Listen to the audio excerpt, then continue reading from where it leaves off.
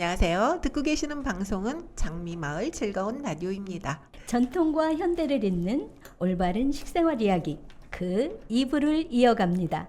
선생님 안녕하세요. 안녕하세요. 조선시대 정조대왕님 때도 요리 경연대회가 있으셨다면서요. 네. 그 정조 시대 때 그 종친들이 요리를 해서 이제 잔치를 했다는 거예요. 네. 그러니까 여러 집이겠죠. 네. 그래서 집집마다 그 내놓을 만한 맛있는 음식을 가져왔는데 그때 그 각이지게 각독설기 했다고 해서 각독이라고 그때는 불렀던 깍두기가 가장 인기가 있었다는 거예요. 네. 그래서 그 깍두기를 했으면 좀 젓갈을 새우젓을 넣었을 수도 있고 젓갈을 넣었다면 그리고 맛있었다는 거는 가을무였겠구나 이런 네. 생각도 하고 그렇게 진행이 네. 되는구나. 그렇죠. 네. 여름 무는 맛이 없으니까 그 종친이면 되게 유복하거나 뭐 아무튼 그런 집에서 내놓는 음식이니까 뭐 화려하고 값비싸고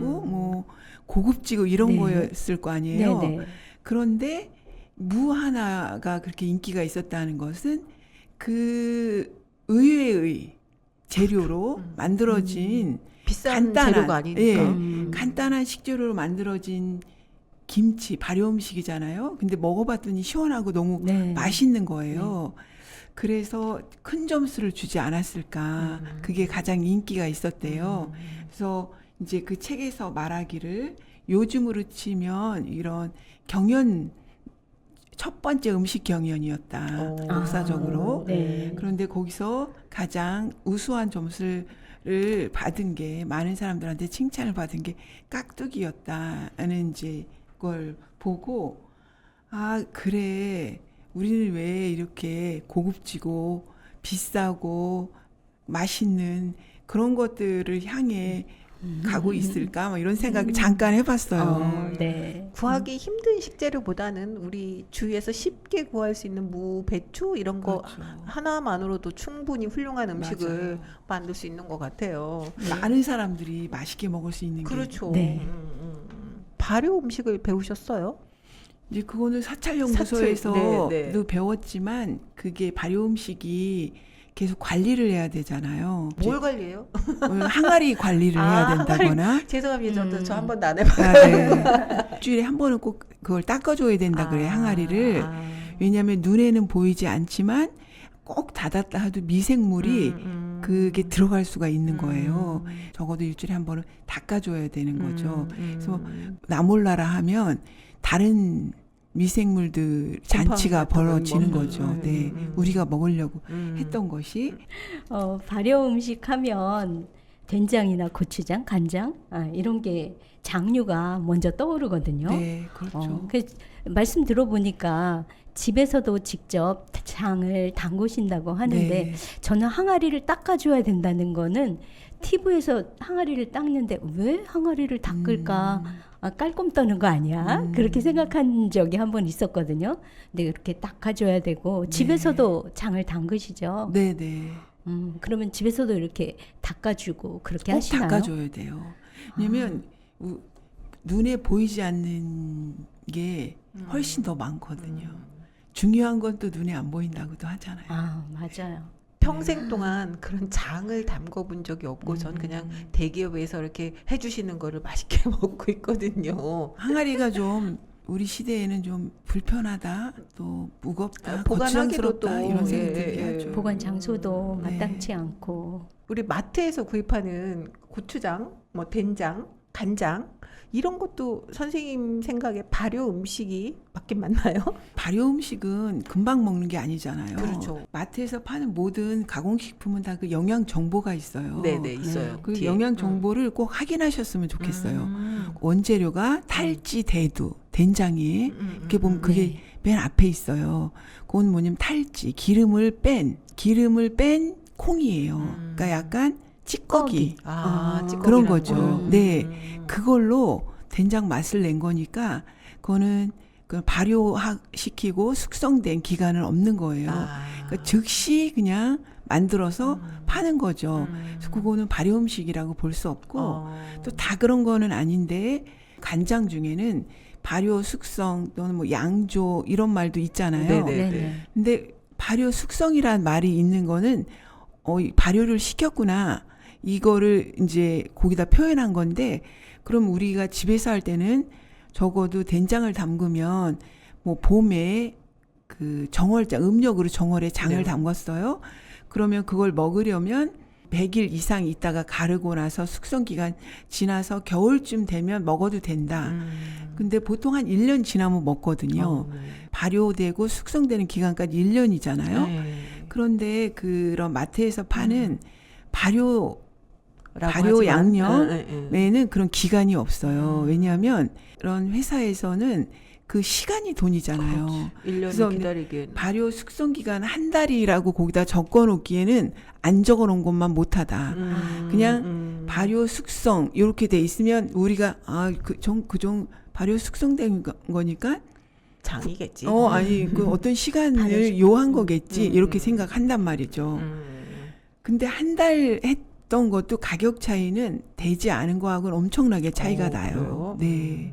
마트에서 파는 게 다 발효 음식이 아니라고 볼 수는 없어요. 그러니까 영양 정보를 꼭 보시고 대부분은 발효 음식이 아닌 경우가 많고 또 발효 음식이라 하더라도 발효 숙성 기간이 아주 짧았을 거다 짐작할 수 있죠. 정보를 봐도 우리가 네. 이해를 하는데 모르니까 아유 감사합니다. 장을 직접 담가본 경험이 없는 분들이 주위에 많이 계시거든요.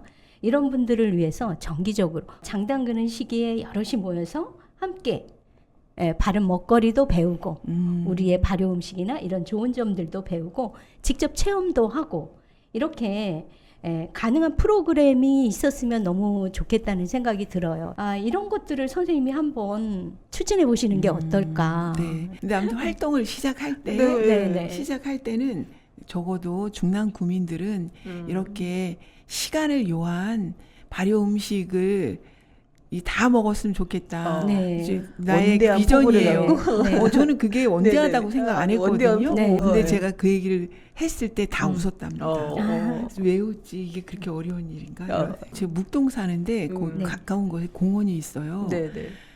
운동 맨손 체조 같은 그런 운동을 해요. 되게 모여서? 많은 분들이 네. 그리고 아마 구에서 아니면 의료보험공단 그런 데에서 지원을 해주며 주지 않을까? 구민들이 건강해지면 구에서 나가는 의료비는 당연히 줄을 거 아니에요. 그렇죠. 그쵸? 네. 그런 프로그램이 있다는 것만으로도 중랑구에 사는 게 너무 좋고 뿌듯할 거 아니에요. 네. 돈도 줄이고 건강도 건강도 찾고. 찾아주고 네. 그리고 또 즐겁게 하고 네. 그런 것처럼 이런 음식 문화도 좋은 음식을 먹으면 건강할 것이고 그러면 구 예산도 훨씬 다른 더 좋은 꼭 필요로 하는 데가 정말 많잖아요.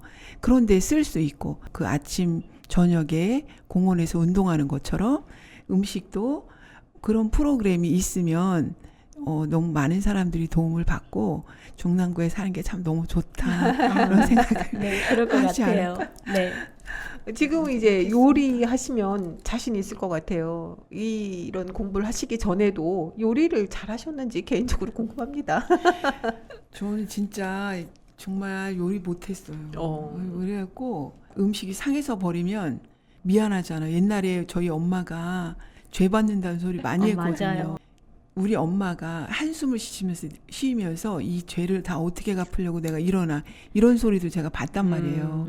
그렇게 탄식하는 소리를 그 막 물 막 버리면 너 그거 이 다음에 죽으면 그거 다 마셔야 돼. 저도 들었어요. 그래갖고 물을 막 아껴 쓰게 하고 네. 요리를 잘했던 건 아니네 그러면.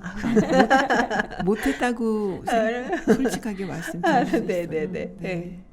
우리가 이제 건강을 위해서 덜 달고 덜 짜게 먹어야지 건강에 좋은 거잖아요. 이렇게 덜 달고 덜 짜게 드시기 위해서 집에서 어떤 실천 같은 게 하는지 또 궁금합니다. 그 노년기가 우리가 아직 노년기라고 볼 수는 없지만 노년기가 되면서 생리 변화가 일어난단 맞아요. 말이에요. 그래서 젊었을 때의 단짠을 나이 들면서는 그 양이 훨씬 더 줄어야 되고 몸에서 그런 것들을 수용하고 해결할 수 있는 그런 능력이 엄청 떨어진다는 거죠. 생리병 일단 신체적으로, 네. 호르몬이 엄청 줄어들고 몸 안에서 나오는 효소 그런 것들도 양이 훨씬 줄어든다는 거죠.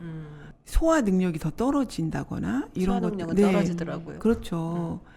가공식품이나 또는 이렇게 정제된 뭐 정제당, 백미나 밀가루, 정제 밀가루 이런 것들은 그 섬유소가 없는 거잖아요. 단당으로 돼 있단 말이에요.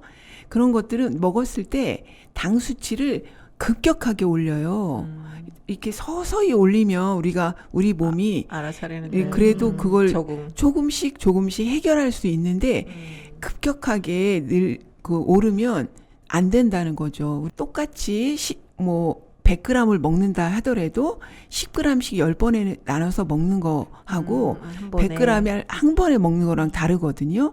그 단당류인 그런 정제당을 먹으면 그런 걸 한 번에 먹는 거랑 마찬가지예요. 또 뭐 통곡밀, 껍질째 먹는 것들이 있잖아요. 그럼 거기에는 섬유소가 많아요. 그래서 그런 섬유소까지 같이 몸에 들어와서 당 수치가 올라가는데 시간이 더 걸린다는 거죠.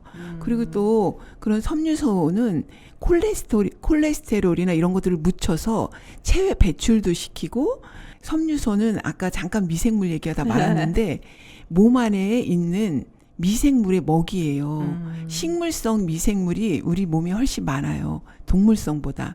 왜냐하면 동물성 미생물은 위에서 위산에 의해서 많이 죽고 또 이렇게 쭉 내려가다가 담낭에서만 나는 담즙산에 의해서도 많이 죽어요. 그런데 식물성 미생물은 그런 것들로부터 강해서 대장까지 90% 이상이 살아서 간단 말이에요. 그러면 식물성 미생물이 많겠죠. 그러면 걔네들은 다 식물성을 먹을 건데 그게 바로 섬유소죠. 육식을 많이 하면 걔네들의 먹이는 없는 거예요. 훨씬 줄어드는 거고 없는 거고 그러면 장내 환경이 유익한 미생물이 점유율이 엄청 떨어지겠죠. 면역력을 어떻게 올려야 되는지를 생각하면 너무 쉬운데 그냥 우리는 단 세 글자로 면역력이란 말을 주로 쓰죠. 네. 가장 최근에 식구들이 차린 밥상 중에서 가장 좋아했던 게 뭐였어요, 선생님? 기억나는 거? 한 것 중에 아침에 수제비를 한 적이 있어요. 저희 큰애가. 아침에. 그 아침은 꼭 따뜻한 걸 먹어야 된다. 왜냐면 자고 일어나면 우리의 기초 체온이라는 게 있잖아요. 우리 기초 대사량, 기초 체온. 이런 기초니까 별거 아닌 것 같죠. 그게 정말 중요해요. 기초 체온이 딱 알맞게 36.5도가 되지 않는 경우가 대부분이에요. 요즘같이 막 에어컨 틀고 찬물 마시고 막 그러면 그래서 기초 체온보다 밑에 있는데 게다가 찬 걸 먹으면 뭐 에너지 대사가 다 안 되는 거예요. 온몸에 있는 공장, 에너지 공장이 다 불이 꺼지는 거랑 마찬가지거든요. 그래서 꼭 아침엔 따뜻하게 먹는 게 좋다. 게다가 나는 늙었으니까 대단해요. 특히 더 그렇게 신경을 써주렴 이렇게 얘기를 해서 그때가 맛있었고 아침은 따뜻하게. 네, 아침은 따뜻하게. 그러면 앞으로 마을에서 가장 하고 싶은 일은 어떤 일이 있으신지? 지금 하고 있는 이런 소소한 일들이 계속 재미있게 하다 보면 가랑비에 옷 젖듯이 중남 구민들이 발효음식을 더 많이 먹을 수 있는 날이 올 수 있겠죠? 네. 식생활 활동가라는 단어가 저 처음엔 좀 생소하게 들리기도 했어요. 근데 식생활 교육 활동가예요. 식생활 교육 활동가. 교육이 여기 들어가야 되네. 네, 윤창 요리 연구가 아니에요. 이거 선생님이 만든 단어 아니야? 식생활 교육 활동가 윤창순 활동가님의 말씀을 듣고 보니까 우리가 일상생활에서 스스로 이렇게 작게 실천할 수 있는 일들이 꽤 많은 것 같아요. 저도 집에 가서 좀 육식을 줄이고 음식물 쓰레기를 줄이는 걸 실천해 보려고 합니다. 선생님도 실천하시죠? 네, 아침은 따뜻하게입니다. 네. 아침은 따뜻하게. 네. 어쨌든 오늘 많은 이야기 들은 것 중에서 자신한테 맞는 거를 하나쯤 골라서 실천해 보시면 좋을 것 같아요. 선생님 오늘 긴 이야기 감사했습니다. 감사합니다. 네, 우리는 다음에 또 만나요.